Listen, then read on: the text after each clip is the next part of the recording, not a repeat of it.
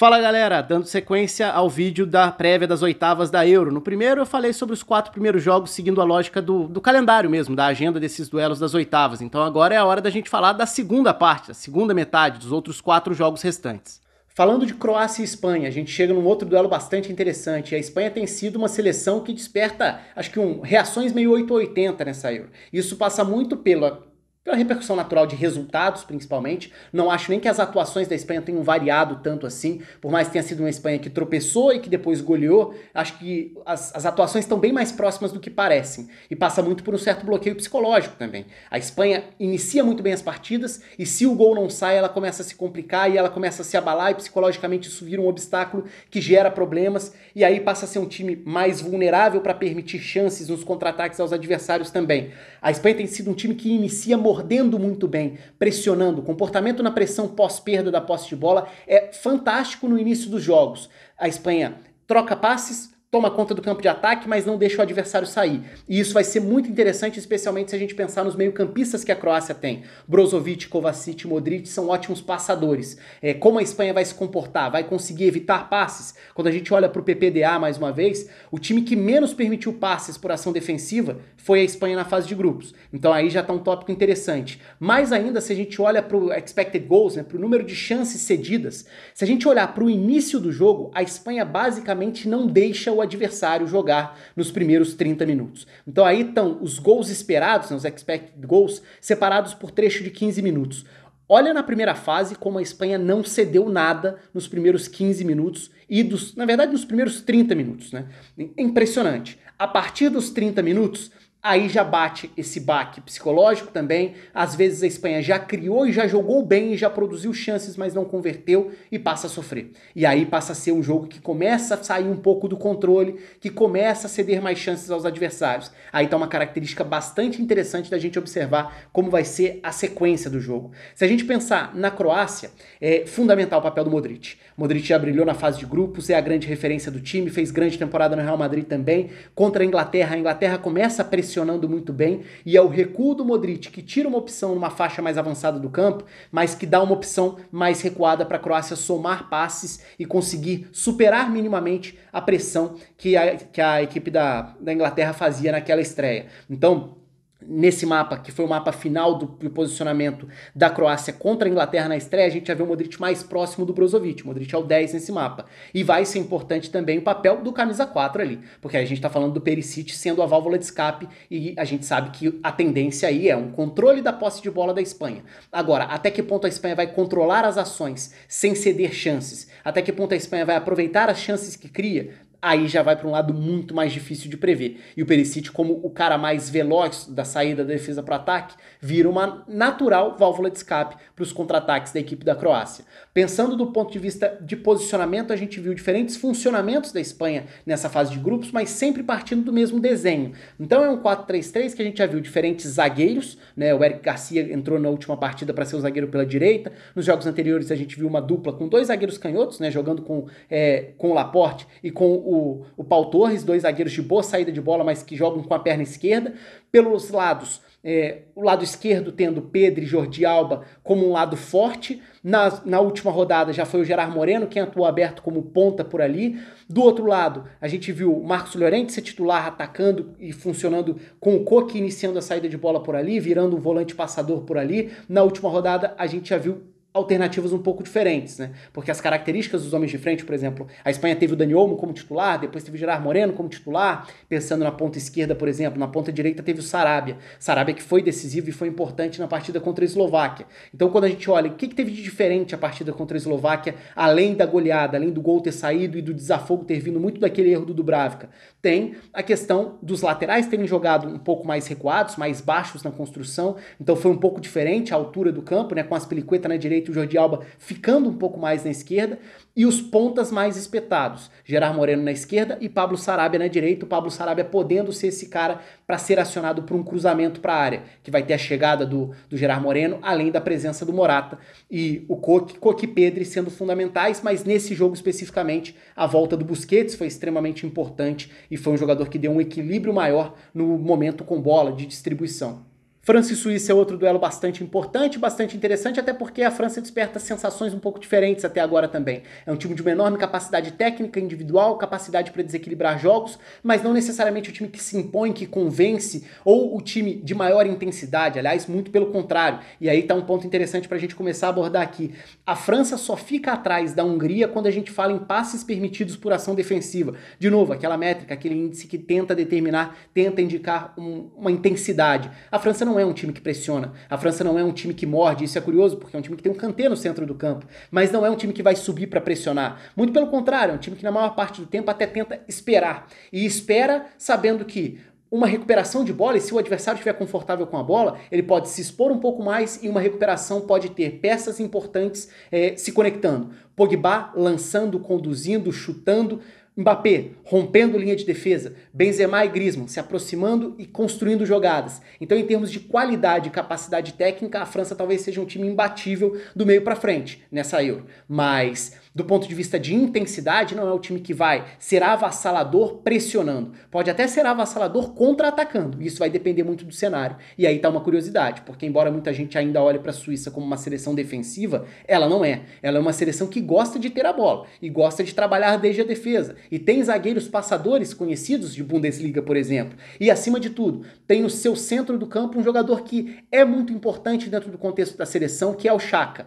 O Xhaka é um passador importante para fazer essa posse de bola progredir. Até que ponto ele vai ser pressionado ou não? Até que ponto a França vai ter um cuidado de pressionar, incomodar e limitar essa influência na saída de bola? Ao olhar para o mapa da Suíça, a gente vai enxergar 3 zagueiros, 2 alas, 2 volantes. Um deles é justamente o Xhaka. À frente, o Shaqiri tende a ser o jogador que vai circular pelo campo, e aí tá um duelo que pode ser interessante também. O Shaqiri circulando e o Kanté sendo esse jogador responsável por essa área de atuação, além, é claro, de Seferovic e Embolo, atacantes de características diferentes, o Embolo principalmente podendo ser esse cara para romper uma linha de defesa caso a França tente ocupar mais o campo de ataque, tente tomar a iniciativa, ficar mais com a bola, e aí vai estar uma curiosidade.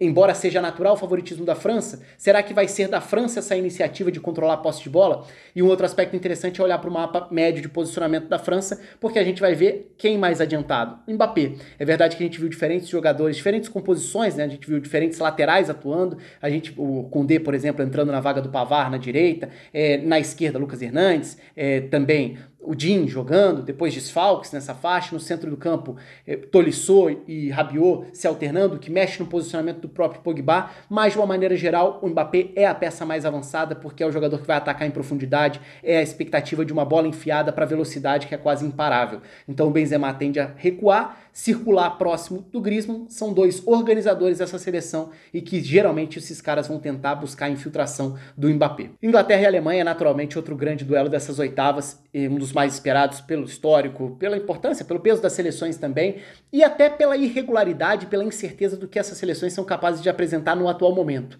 A Alemanha tem sido uma seleção nada confiável, embora com muita qualidade. A Inglaterra tem uma expectativa muito alta por conta da qualidade individual, mas coletivamente também não correspondeu. E aí é importante a gente tentar pegar detalhes desses times na hora de prever, na hora de tentar fazer uma projeção sobre esse jogo.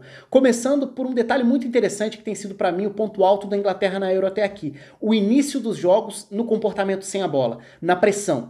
Isso foi muito nítido contra a Croácia, isso também aconteceu contra a República Tcheca. E se a gente for olhar para a forma como a Inglaterra começa os jogos, a gente vai ver que nos expected goals, nos gols esperados, o período em que a Inglaterra mais produz é justamente a faixa dos primeiros 15 minutos. É o período em que a Inglaterra mais produz e é também o período em que a Inglaterra menos permite, menos cede.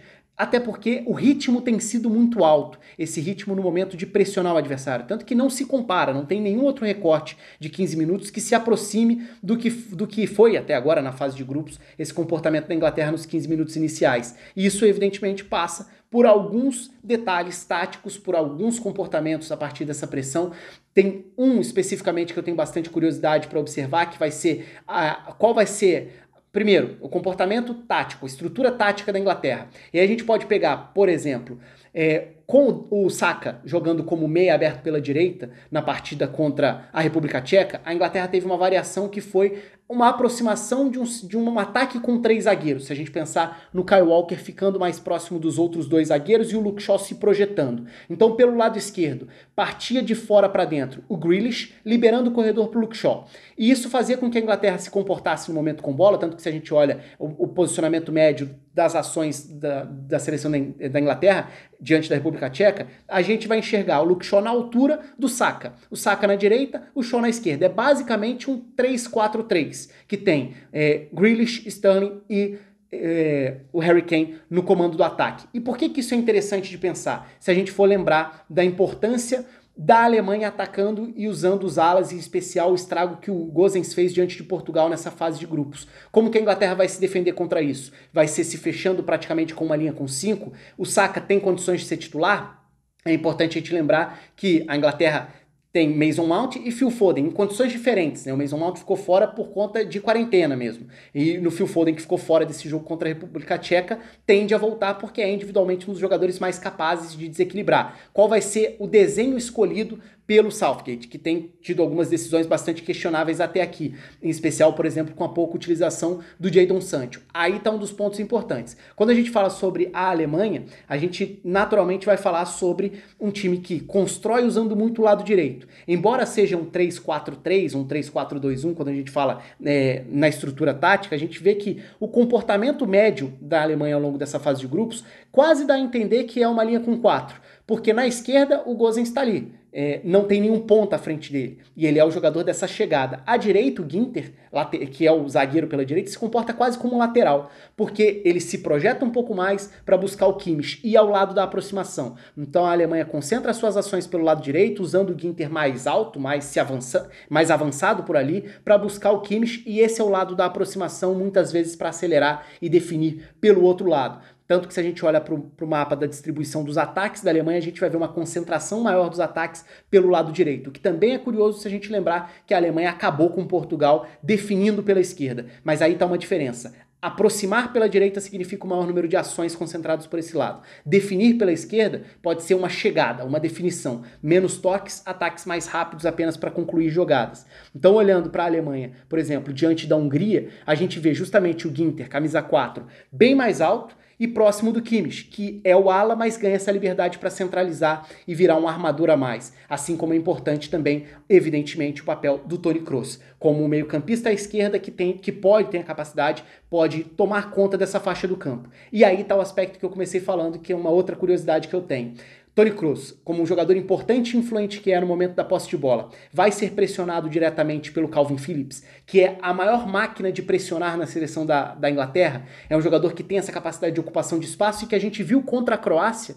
Eu mostrei o mapa do jogo contra a República Tcheca e ele está praticamente alinhado ao Declan Rice, como um volante, numa dupla de volantes. Contra a Croácia, o posicionamento médio do Calvin Phillips, que para mim foi possivelmente o melhor jogador da Inglaterra na fase de grupos, mas contra a Croácia é totalmente diferente. Olha a altura do 14 nesse mapa, a distância do 14 para o 4. São os dois volantes da Inglaterra. O Declan Rice mais preso, Calvin Phillips bem mais espetado, porque essa agressividade para subir, pressionar, conduzir também, né?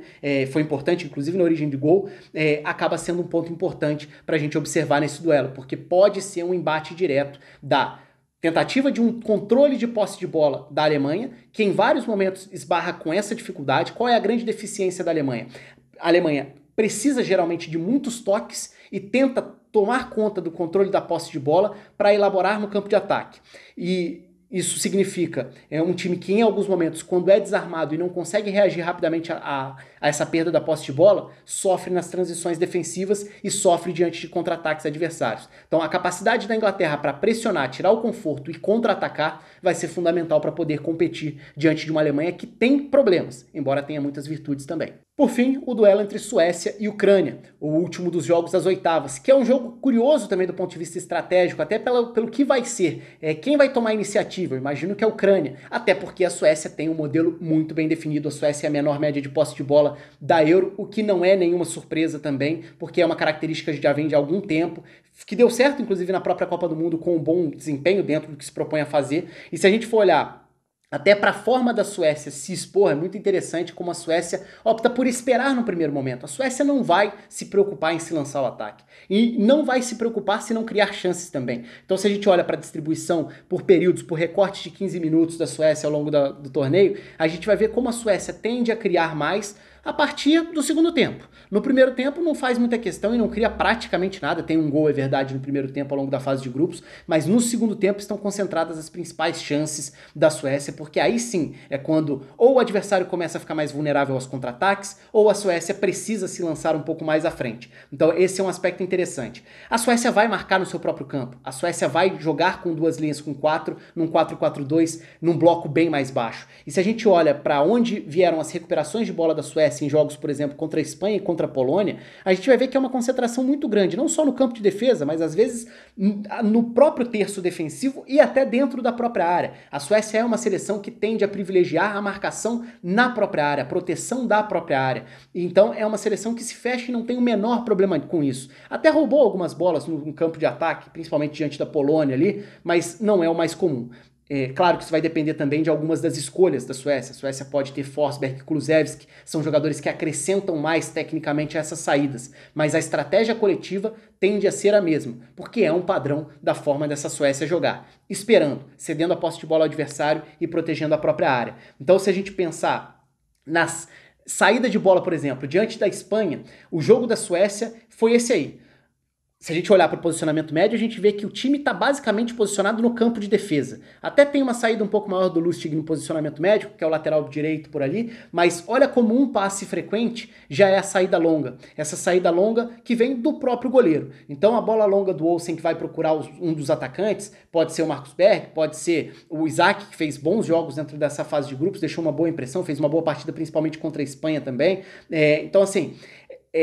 É bem nítido que a Suécia não tem problemas em ser um time da bola longa, da ligação direta, do posicionamento mais recuado. Isso fica bastante nítido quando a gente olha para alguns dos passes mais frequentes e enxerga o lançamento do goleiro como um exemplo disso. E outro exemplo disso é as chances da Suécia contra a Espanha. Olha como são sempre passes mais longos, ataques mais diretos. Essas são duas das chances da Suécia contra a Espanha. E até mesmo no jogo contra a Polônia, que foi um jogo mais aberto, a gente também vai enxergar uma Suécia de ataques mais diretos, de passes mais verticais, bolas mais longas que visam as referências do ataque, ou jogadas pelos lados, que podem ter seus jogadores mais criativos aparecendo, ou os laterais se projetando para um eventual cruzamento, ou uma bola parada também. E olhando para a seleção da Ucrânia, a gente vai enxergar no posicionamento médio, a seleção também variou, mas de uma maneira geral, o ponta pela direita mais avançado. É o Yaremchuk, que fez uma ótima estreia nessa Euro, como uma referência no ataque, e é o ponta pela direita, o Yarmolenko, que costuma jogar mais solto e que é o jogador da individualidade, partindo da ponta para dentro, tentando definir.